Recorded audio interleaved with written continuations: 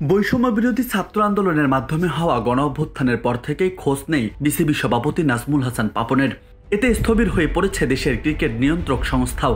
বিষয়টি নিয়ে ইতোমধ্যে তার পদত্যাগের দাবিও ওঠে।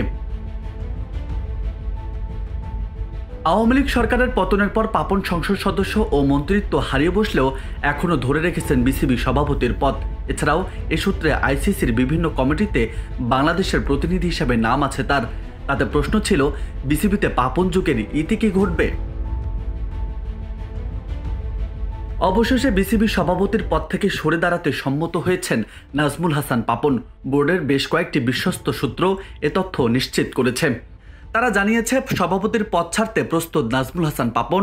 দীর্ঘ 12 বছর পর বিসিবিতে ইতি ঘটবে পাপন যুগের। বিসিবির গঠনতন্ত্র অনুযায়ী কোনো জরুরি কারণে সভাপতিকে সরে যেতে হলে প্রথমে বোর্ড সভা ডাকতে হবে। সেখানে তিনি সশরীরে না থাকলেও হবে, তার অনুমতি নিয়ে প্রধান নির্বাহী কর্মকর্তা সভা শুরু করতে পারবেন।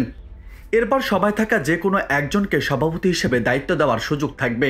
তবে তার জন্য আনুষ্ঠানিকভাবে লিখিত আকারে পদত্যাগপত্র সভায় জমা দিতে হবে বর্তমান সভাপতিকে।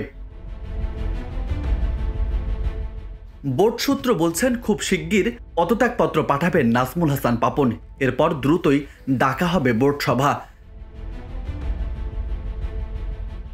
সবশেষ তথ্য অনুযায়ী এই মুহূর্তে সস্ত্রীক লন্ডনে অবস্থান করছেন নাজমুল হাসান পাপন। বোর্ড সভাপতি পাপন সহ বিসিবির আরও 13 পরিচালক আত্মগোপনে আছেন বর্তমানে।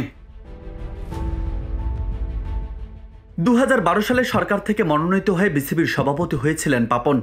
এর পরের বছর নির্বাচনে জয়ী হয়ে টানা 12 বছর একই পদে ছিলেন তিনি। আগামী বছর সেপ্টেম্বর পর্যন্ত তার বর্তমান পরিচালনা পর্ষদের মেয়াদ আছে।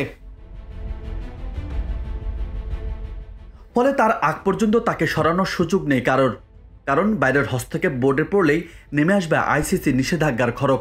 তাই আনুষ্ঠানিক পদত্যাগপত্র এখন জানান দিবে পাপন আধিপত্য মুক্ত হবে কিনা বিসিবি। রাজু আহমেদ, বার্তা 24।